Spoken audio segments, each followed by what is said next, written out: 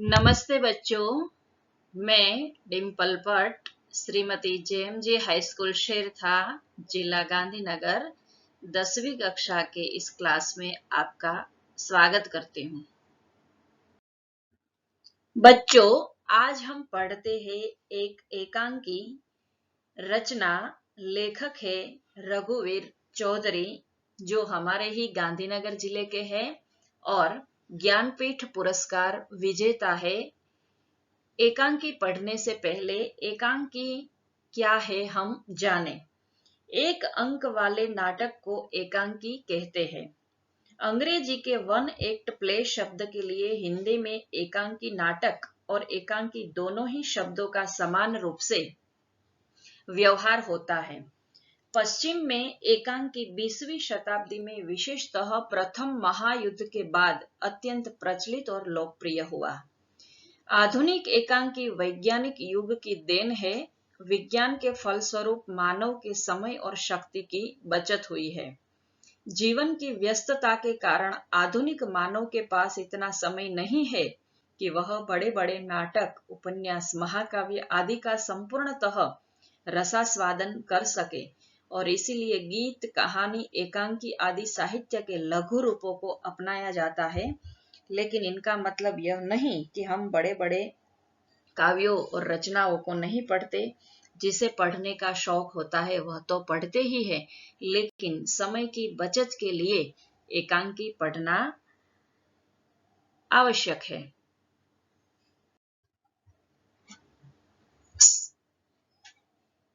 सर्जक, चिंतक, कर्मशील रघुवीर चौधरी का जन्म बापूपुरा, उत्तर गुजरात में हुआ।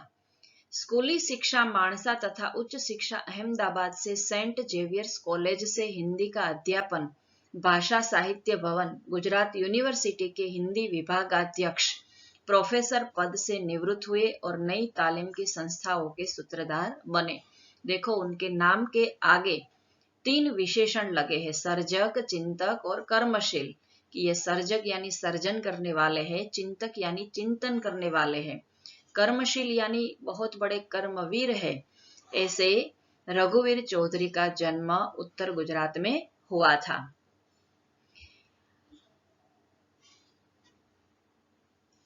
रघुवीर भाई ने गुजराती भाषा में लगभग सभी विधाओं पर साधिकार लेखन किया है। कथा साहित्य, नाटक, कविता, रेखाचित्र आदि में उल्लेखनीय योगदान दिया है। अमृता, उपरवास, कथात्रयी, वेणुवत्सला, सोमतीर्थ, रुद्र महालय आदि उपन्यास उनकी कीर्ति के स्तंभ है। गोकुल, मथुरा, द्वारका, अमृता तथा उपरवास कथात्रयी के हिंदी अनुवाद प्रकाशित हो चुके हैं। ग्रामीण जीवन के निकट संपर्क, शहरी अनुभवों की अभिव्यक्ति के साथ ही ऐतिहासिकता उनकी रचनाओं के प्रमुख आयाम है। मूल्यनिष्ठा उनकी रचनाओं के प्रमुख स्वर है। उनकी लंबी कविता बचाव नामू इस दृष्टि से उल्लेखनीय है। रघुवीर भाई को उपरवास कथात्रयी के लिए साहित्य अकादमी पुरस्कार मिला है। वे गुजराती के सभी प्रतिष्ठित पुरस्कारों से सम्मानित हो चुके हैं। इनमें रणजीत राम सुवर्णचंद्रक, कमा मुंशी सवर्णचंद्रक, गोवर्धन राम त्रिपाठी पुरस्कार आदि मुख्य है। इन्हें साहित्य अकादमी की मानद फेलोशिप प्राप्त है। भारत का प्रतिष्ठित साहित्य सम्मान 2015 में ज्ञानपीठ पुरस्कार से आपको सम्मानित किया गया है। और एक बात मेरी स्कूल के छात्र जाने कि हमारी स्कूल के इनाम वितरण के कार्यक्रम में रघुवीर भाई उपस्थित हुए थे और उन्होंने अपने हाथों से ही हमारे छात्रों को इनाम दिए थे। तो यह हमारे लिए बड़े गर्व की बात है। पढ़ते हैं उनका एकांकी। एकांकी का शीर्षक है रचना, जो एकांकी के कथानक पर आधारित है। रचना का अर्थ होता है कि एक ऐसी क्रिया जिसमें हम अपनी मानसिक स्मृतियों तथा भावों को भौतिक रूप देकर उन्हें अस्तित्व में लाते हैं, रचना कहलाती है। उदाहरण के लिए, जैसे किसी ग्रंथ के ज्ञान को लिखित रूप में अंकित करने की प्रक्रिया ग्रंथ रचना कहलाती है। अगर हम किसी के हाथ में मेहंदी बनाते हैं तो वह भी रचना कही जाती है। और यहाँ पर एक इमारत की रचना की बात की गई है। और कथानक में कॉलेज के छात्र जो नवयुवान है वह गांव में गरीबों के प्रति जो अन्याय हो रहा है उनके विरुद्ध आवाज उठा रहे हैं, उन अधिकारियों के विरुद्ध वो आवाज उठा रहे हैं और ग्राम पंचायत के बाहर वो अनशन पर बैठ गए हैं। ऐसा ही कुछ कथानक इस एकांकी का है। शुरू करते हैं एकांकी रचना। शाम का समय है। ग्राम पंचायत के कार्यालय के बंद दरवाजे के पास बैठा चौकीदार जम्हाई ले रहा है। ग्राम पंचायत यानी गांव में जो प्रशासन की संस्था होती है वह, कार्यालय यानी दफ्तर। चौकीदार शब्द समूह है, चौकी करने वाला और कर्तुवाचक संज्ञा भी है। चौकी करने वाला चौकीदार जम्हाई ले रहा था, यानी उबने की क्रिया, एक शारीरिक क्रिया होती है वह। तो कार्यालय के बंद दरवाजे के पास एक चौकीदार बैठा हमें नजर आता है। तभी दूर बैठे रमेश, निमेश और नरेश गंभीरता से बात करते दिखाई देते हैं। तभी गोपी प्रवेश करती है। गोपी दोनों ओर देख लेने के बाद, अविनाश जी यहाँ नहीं आए? निमेश, अरे गोपी तुम, क्या कोई काम था अविनाश का? खास तो नहीं, पर कल उन्होंने वादा किया था कि आज इसी समय वे मुझे प्रसाद जी की कविता समझाएंगे। कविता समझने से कोई फायदा नहीं होगा गोपी, कोई ठोस काम करो या अविनाश को करने दो। गोपी, आप भी कैसा मजाक कर रहे हैं रमेश भाई, कविता तो आत्मा की कला है, संवेदना का सौंदर्य है। गोपी ने यहाँ पर रमेश को क्या कहा कि तुम मजाक मत करो, कविता तो हमारी आत्मा की कला है, कोई ऐसी वैसी कला नहीं है, और वह तो हमारी संवेदनाओं का एक सौंदर्य है।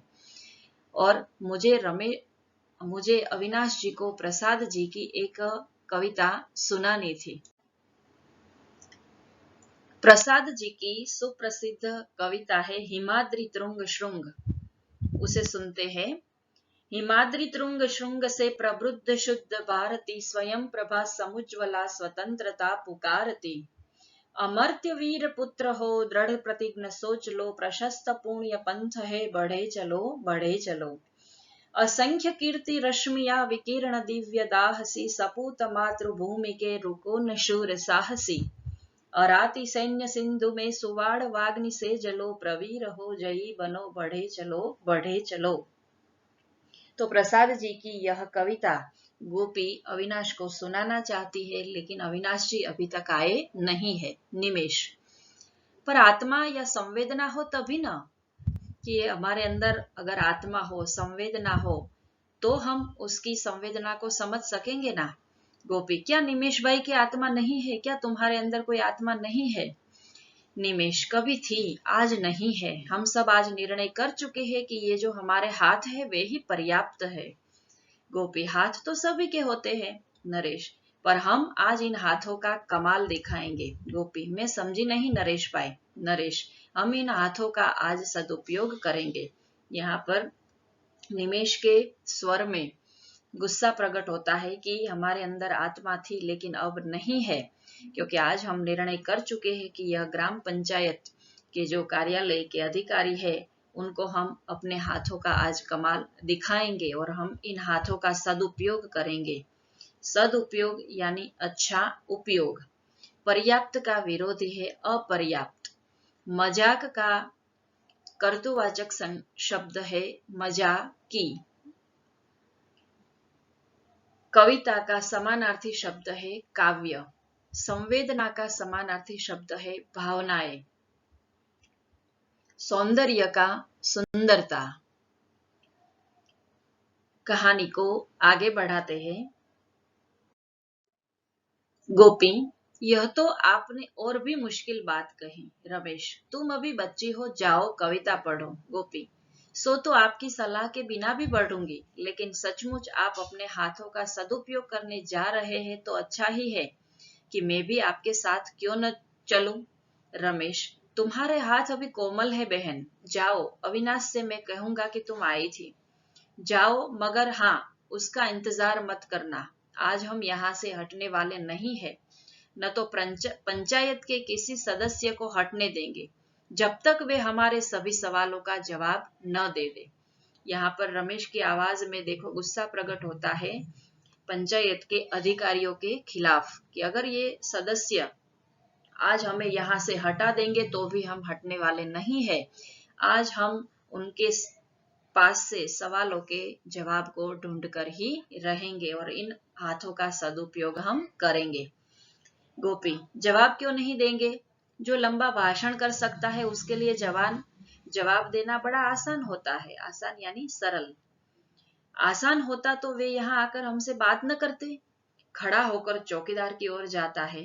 देखो तो सही, दरवाजा बंद करके सभी भीतर बैठे हैं, नालायक उल्लू के पट्टे। यहाँ पर नरेश अपना आपा खो बैठता है और नरेश जो है वो उनको गालियां देता है कि ये सब नालायक है, उल्लू के पट्टे है, अंदर बैठे बैठे बातचीत करते हैं लेकिन हमारे जो बातें हैं, हमारे जो प्रश्न है उनके वो जवाब देते नहीं है। लंबे लंबे भाषण करते हैं लेकिन हमारे सवालों का वो जवाब देते नहीं है। लेकिन आज हम यहाँ से हटने वाले नहीं है।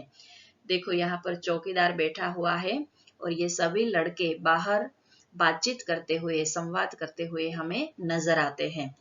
निमेश, अपशब्दों के उपयोग पर अविनाश का प्रतिबंध है। याद रखो कि क्या तुम भूल गए कि हम अपशब्दों का उपयोग नहीं करते। अपशब्द यानी गालियां, खराब शब्द। नरेश, तभी तो हम अभी तक शांत हैं। कितनी बार तो हमने प्रार्थना पत्र दिए, कितने दिन प्रतीक्षा की, आखिर हार कर आज उपवास पर बैठे हैं कि हम अभी तक इसलिए शांत है कि अविनाश ने हमें रोका है। कितनी बार हमने उसे अर्जियां लिख कर दी, प्रार्थना पत्र लिख कर दिए, लेकिन उन लोगों ने हमारी कोई बात सुनी ही नहीं, कुछ जवाब दिया ही नहीं। अब हम कितने देर और प्रतीक्षा यानी इंतजार करें? आखिर हम आज हार कर उपवास पर बैठे हैं कि आज उन्हें हमारे सवालों के जवाब देने ही पड़ेंगे। रमेश, नरेश की बात को आगे बढ़ाते हुए, ठीक 2 घंटे पहले उनकी मीटिंग शुरू हुई थी। बीच में हमने बार बार कहलवाया कि हमको अंदर बुलाओ या बाहर आकर हमसे बात करो, बस जवाब ही नहीं दिया। नरेश, जैसे हमारी हस्ती ही उन्हें कबूल नहीं। हस्ती यानी अस्तित्व, जैसे उनको तो हमारा कुछ अस्तित्व दिखाई ही नहीं देता है। आज हम उन्हें बताएंगे कि हमारी क्या हस्ती है। रमेश, ऐसा तो नहीं है, पर वे जानते हैं कि पिंजरा पुल के मवेशियों की तरह ये कुछ नहीं कर सकते कि पिंजरा पुल में बंधे हुए जो मवेशी होते हैं, गाय भैंस, जो ढोर होते हैं, वह जैसे बेचारे चुपचाप बैठे रहते हैं, कुछ नहीं कर सकते। आज मुझे लगता है कि वह भी इसी प्रकार के हैं। नरेश ऊंची आवाज में, हम कुछ नहीं कर सकते। निमेश, जवाब तलब कर सकते हो। रमेश गोपी से, आखिर सदस्य साहबों से कहलवाया कि तुम चाहो तो शिष्ट भाषा में आवेदन पत्र दे सकते हो। कि शिष्ट भाषा में हमें आवेदन पत्र की वो बात कर रहे हैं। शिष्ट भाषा में यानी संस्कारित अच्छी भाषा में हमें आवेदन पत्र उनको लिख कर देना होगा। गोपी, बड़ी मेहरबानी की उन्होंने, पर क्या आप शिष्ट भाषा का उपयोग कर सकेंगे? कि मन में अगर हमारे गुस्सा है, हमारे मन में क्रोध भरा है, तो क्या हम शिष्ट भाषा का उपयोग कर सकेंगे? नरेश, अविनाश कर सकता है। हमने कहा कि जाओ भाई, एकांत में बैठकर संस्कृत प्रचुर भाषा में लिख लाओ, पर बड़ी देर की कि हम अविनाश को यह काम सौंपते हैं। वो एकांत में बैठकर, अकेले बैठकर संस्कृत की शिष्ट भाषा में वो आवेदन पत्र लिख सकता है। यहाँ पर संस्कृत को देव भाषा क्यों कहा जाता है, उनका एक जवाब है कि संस्कृत भाषा में हमें ऐसे शिष्ट शब्द मिल जाते हैं कि जिसे हम लिख सकते हैं। यहाँ पर देखो इस चित्र में सभी मीटिंग करते हुए कार्यालय के अधिकारी बैठे हुए हैं और यहाँ पर ये नव युवकों का गुस्सा दिखाई देता है और उनके गुस्से का कारण है कि ये लोग उनके आवेदन पत्रों का जवाब क्यों नहीं देते।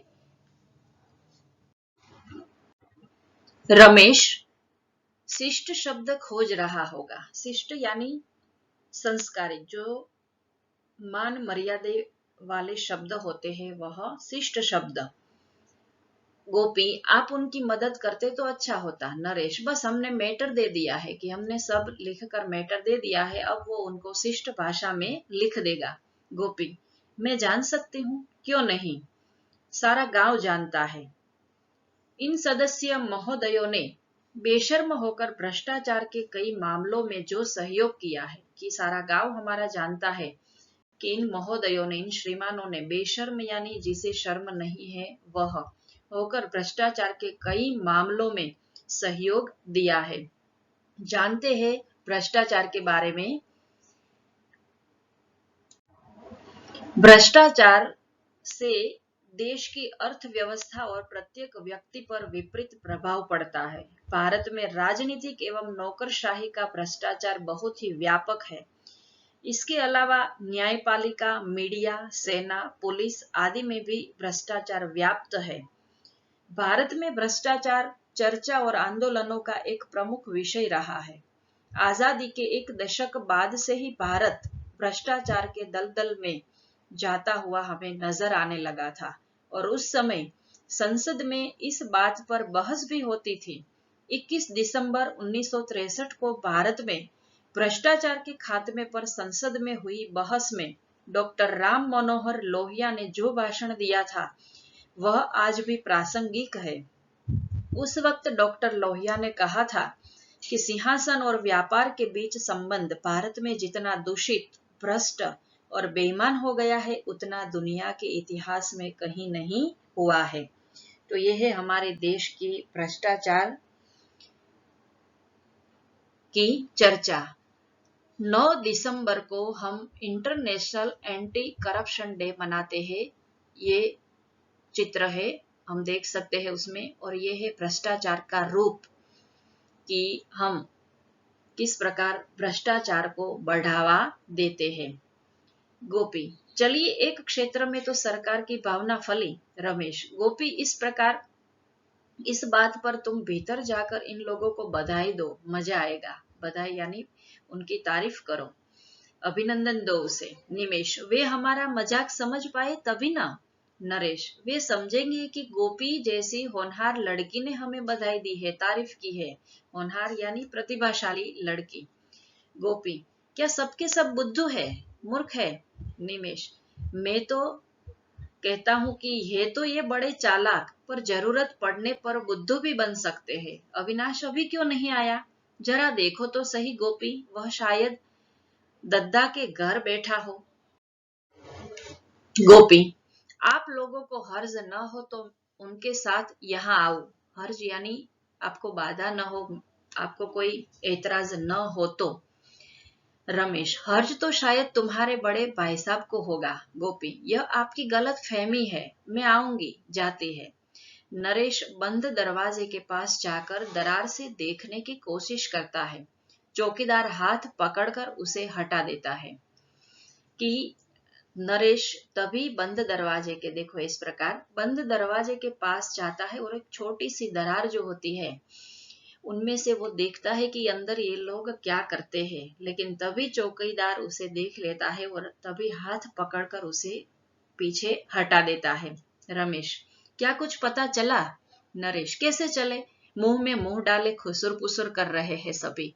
खुसुर पुसुर करना यानी गुपसुप करना, कि धीरे धीरे एक दूसरे के मुंह के पास जाते हैं और हमारे प्रश्नों के बारे में शायद वो कोई खुसुर पुसुर कर रहे हो, ऐसा हमें नजर आता है। अविनाश प्रवेश करते हुए, किसी का तिरस्कार मत करो नरेश, हम इस गांव के पढ़े लिखे युवक हैं, हमारी जिम्मेदारी कुछ ज्यादा है। कि हम पढ़े लिखे युवक हैं तो हमारी जिम्मेदारी ज्यादा बनती है। रमेश, सो तो है ही। अविनाश से आवेदन पत्र लेकर पढ़ता है। क्या लिखा है? कि तुमने क्या लिखा है, हम पढ़े लिखे युवक हैं, हमें ऐसे वैसे शब्दों में आवेदन पत्र लिखना चाहिए नहीं, और वो इस प्रकार से आवेदन पत्र को लेकर पढ़ता है। अविनाश, बस वही, उनके सभी घोटाले, पंचायत के घाटे के कारण, उर्वरकों के वितरण का प्रश्न, गरीबों के लिए आने वाले रेशन को काला बाजार में बेचने की बात, कि हमने कुछ और नहीं लिखा, बस उनके कारनामे ही यहाँ पर लिखे हैं, उनके घोटाले लिखे हैं, उनके घाटे के कारण वितरण का प्रश्न उर्वरक के, गरीबों के लिए रेशन का प्रश्न, और वो जो काला बाजारी करते हैं उनकी हमने बात लिखी है। उन शब्दों के अर्थ छात्र मैं आपको समझाती हूँ। उर्वरक शब्द यहाँ पर आया, शायद आपके लिए नया होगा। उर्वरक यानी खाद।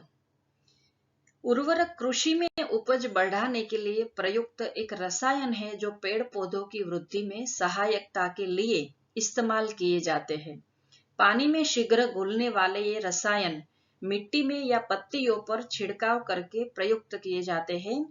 पौधे मिट्टी से जड़ों द्वारा एवं ऊपरी छिड़काव करने पर पत्तियां द्वारा उर्वरकों को अवशोषित कर लेते हैं। यह है उर्वरक यानी खाद। उनकी खाद जो यहाँ आती है, लेकिन ये लोग उनमें घोटाले करते हैं और उनकी काला बाजारी करते हैं। देखो काला बाजार किसे कहते हैं? तो काला बाजार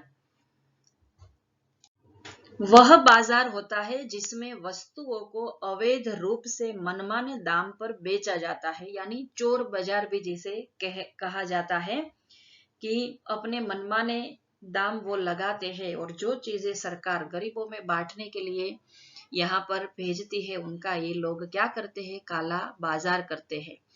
निमेश, मैं तो वे तो कह देंगे कि रेशन वगैरह का काम तो सहकारी मंडली करती है। रमेश, मगर उस मंडली पर कुंडली मार्ग तो वे ही बैठे हैं या और कोई? नरेश, ठीक है, जाओ जाओ दे आओ अविनाश को। अविनाश, आप दे आइए रमेश भाई।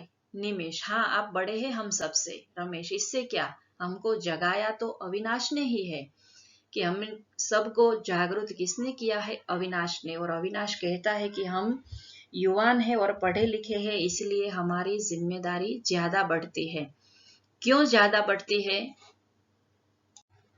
क्योंकि युवा शक्ति जो है वह देश और समाज की रीढ़ होती है। युवा देश और समाज को नए शिखर पर ले जाते हैं।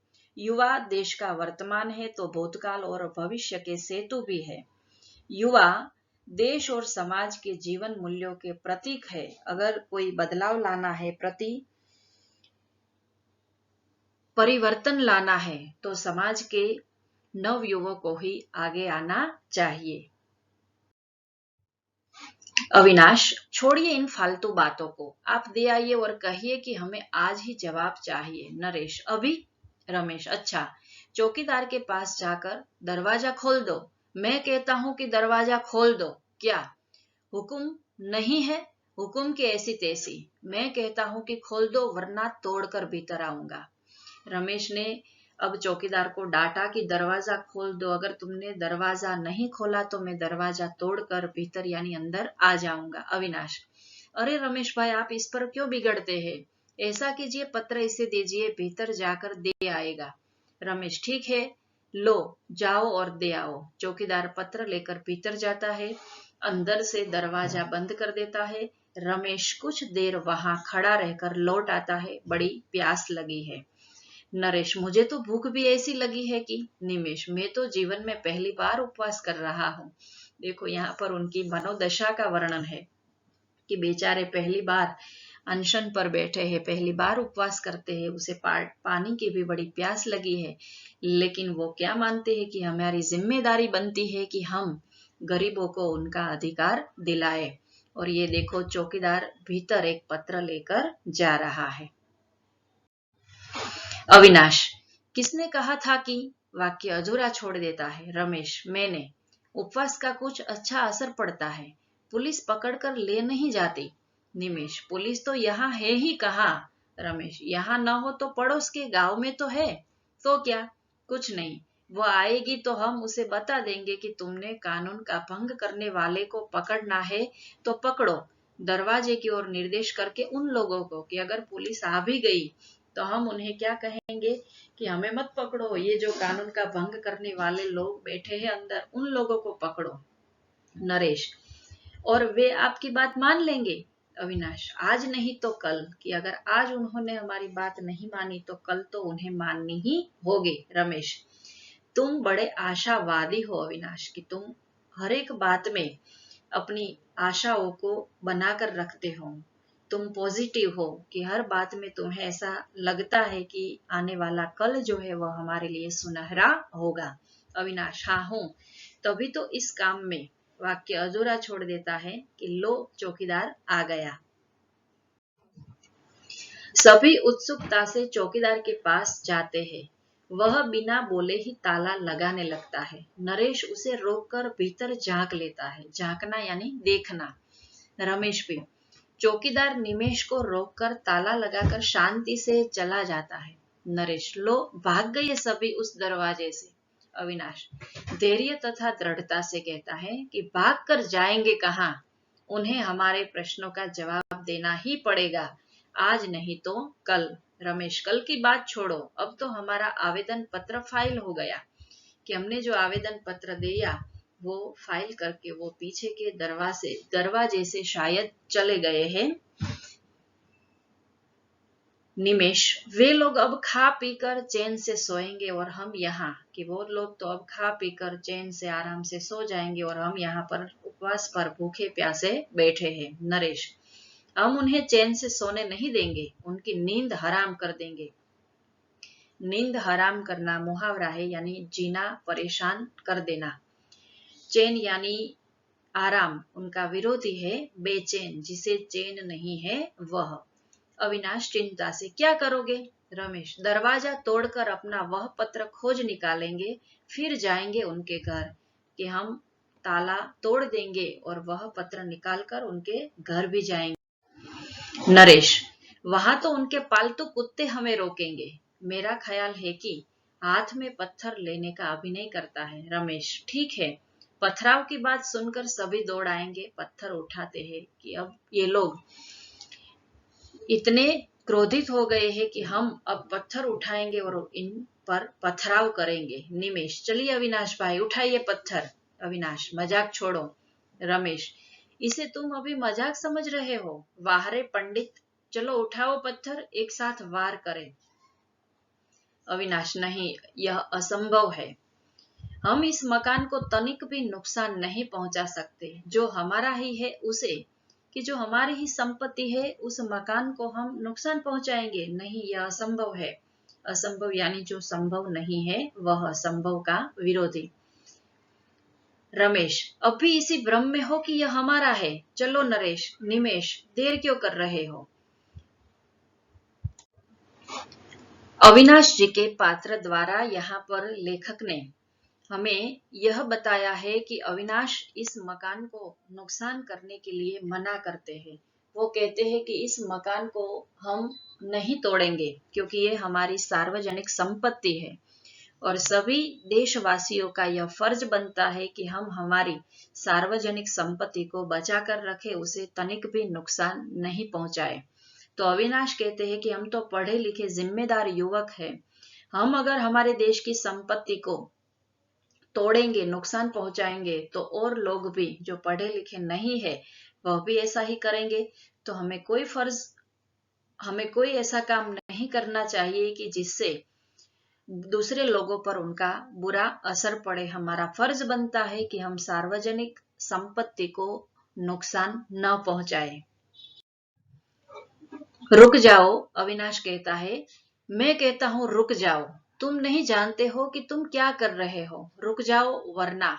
अब अविनाश को गुस्सा आता है कि ये लोग इसे नुकसान क्यों कर रहे हैं। नरेश, वरना क्या, तुम्ही ने तो हमें इसके लिए भड़काया था, कि तुम्ही ने इनकी शुरुआत की थी कि हम इनके सवालों का जवाब लेकर ही रहेंगे। अविनाश, भड़काया नहीं था, जगाना चाहा था, कि मैंने तुम्हें भड़काया नहीं था, केवल जागरूक किया था। देखो इस चित्र में लड़के हाथ में पत्थर लिए हुए पथराव कर रहे हैं। अब अविनाश को लगता है कि शायद वह मेरी गलती थी, भूल थी, मुझे आपसे ऐसी उम्मीद नहीं थी। रमेश भाई, कम से कम आपसे तो मुझे ऐसी उम्मीद नहीं थी कि आप भी ऐसा अशिष्ट कार्य करेंगे। रमेश, रुक कर, तुम यहाँ से जाओ, मैं जानता हूँ यह तोड़ फोड़ देखकर तुम्हें दुख होगा, जाओ यहाँ से। अविनाश, मैं इस प्रकार पलायन नहीं कर सकता। पलायन यानी भागना, कि मैं इस प्रकार यहाँ से भाग नहीं सकता।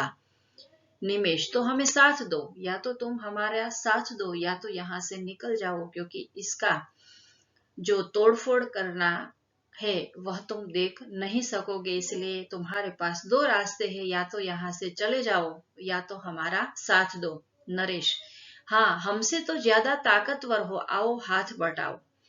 तीनों जोरों से पथराव शुरू कर देते हैं, टूटने फूटने की आवाजें आने लगती है। अविनाश, आप लोग मेरी बात सुनना नहीं चाहते?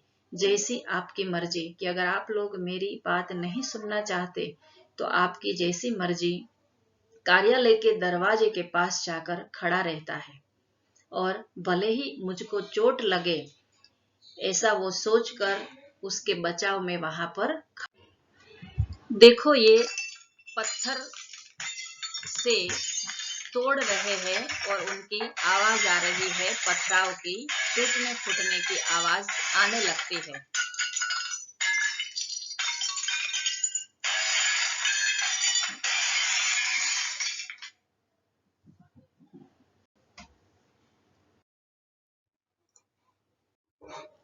निमेश, नरेश अविनाश को बचाकर पत्थर फेंकते हैं। जब वो पथराव करते हैं तो अविनाश बीच में आ जाता है और उनको बचाने का प्रयत्न ये उनके मित्र कर रहे हैं। नरेश, हाँ हाँ, वे थोड़े ही हमारे दुश्मन है।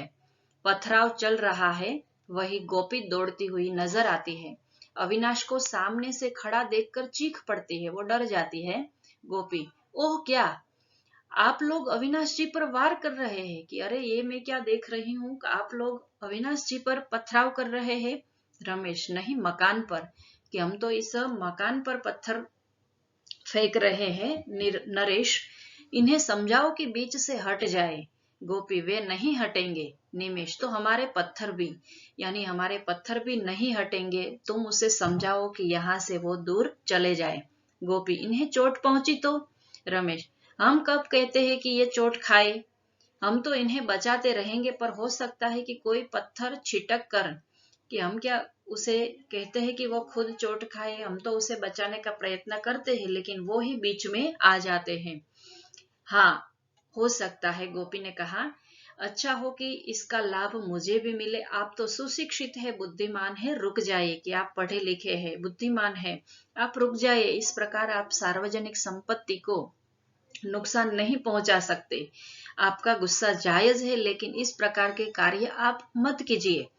गोपी इन लोगों को आगे इधर उधर चलती रहती है और ताकि वे पत्थर फेंक न सके, परंतु वे गोपी को बचाकर बार वार करने का मौका छोड़ते नहीं है। लेकिन दोनों भले ही बीच में खड़े हैं, वो लोग रुकते नहीं है। गोपी अविनाश को बचाने का प्रयत्न करती है और इन मित्रों को भी वो समझाने का प्रयत्न करती है, लेकिन वे रुकने वाले नहीं है। अविनाश ऊंची आवाज से, इन्हें रोको मत गोपी, ये सुशिक्षित है, समझदार भी है, परंतु अभी इन्होंने अपने हाथ से कुछ रचा नहीं है। मुझे इस मकान से लगाव है, क्योंकि जब इसकी नींव तैयार हो रही थी तब मैंने स्वेच्छा से हाथ बढ़ाया था। यहाँ पर अविनाश जी अपने मन की बात करते हैं कि इन्हें मत रोको, क्योंकि इन्होंने अपने हाथ से आज तक कुछ रचा नहीं है, यानी बनाया नहीं है। जब इस मकान की नींव नींव यानी बुनियाद, जब उनकी नींव तैयार हो रही थी तब मैंने इसमें अपना हाथ बटाया है, वह भी स्वेच्छा से, स्वयं आगे आकर। इसलिए मुझे इससे लगाव है, और इन लोगों को इसलिए लगाव नहीं है क्योंकि इन्होंने इनकी रचना की नहीं है। हमने जिसकी खुद रचना की हो वह चीज हम टूटती हुई कभी देख सकते नहीं है। रमेश, जैसे अविनाश की बात छू गई हो। रुक जाओ निमेश, नरेश। नरेश नहीं रुकता। रमेश इसका हाथ पकड़कर रोकना चाहता है। नरेश पत्थर फेंकते वक्त संतुलन गवा देता है और अविनाश को चोट लगती है, और वही हुआ जिनका उन्हें डर था, कि पथराव में अविनाश को चोट लगती है। गोपी, ओह आपने यह क्या किया, दौड़कर अविनाश के पास पहुंचते हैं। नरेश लज्जित होकर रुक जाता है। अब नरेश को लज्जा आती है, शर्म आती है कि ये मैंने क्या कर दिया। अविनाश, यह तो कुछ भी नहीं है गोपी। 2 कदम आगे आकर, सामने से आग के गोले आते तो भी मैं नहीं हटता, कि ये तो सिर्फ पत्थर था, लेकिन अगर सामने से आग के गोले भी आते ना तो भी मैं नहीं हटता, क्योंकि यह मेरी रचना है और मेरी रचना को मैं मेरी नजरों के सामने कैसे टूटने देता। यदि निमेश या नरेश ने भी मेरी तरह इस मकान की रचना में हाथ बटाया होता तो वे भी मेरे स्थान पर खड़े होते और अंत तक अड़िग रहते कि उन्होंने भी अगर इनकी रचना की होती तो वह आज नहीं तोड़ते। वो इसलिए तोड़ते हैं क्योंकि इनकी उन्होंने रचना नहीं की है, पर ये लोग तोड़ते हैं क्योंकि उन्होंने रचा नहीं है। बहुत ही बड़ी बात यहाँ पर अविनाश कह गया है। हमें यह सोचने के लिए वो मजबूर कर गया है कि हम उन्हीं चीजों को तोड़ते हैं जिनकी हमने रचना नहीं की। तो इन अविनाश के वाक्यों से हम आज यह एक प्रतिज्ञा लेते हैं कि हमारे देश की सार्वजनिक संपत्ति, भले उन्होंने हमें कुछ दिया हो या न दिया हो, लेकिन भले हमने उनकी रचना नहीं की, लेकिन वो सबके लिए बनाई गई है, इसीलिए हम उस संपत्ति को कभी नुकसान पहुंचाएंगे नहीं। प्राइवेट प्रॉपर्टी वो हमारी नहीं, लेकिन पब्लिक प्रॉपर्टी है और पब्लिक प्रॉपर्टी का हमें ख्याल रखना चाहिए। रमेश, हमें माफ करो अविनाश, तुमने आज हमें सही अर्थ में जगाया है अपने प्राणों की बाजी लगाकर कि अविनाश तुम हम सबको आज माफ कर दो।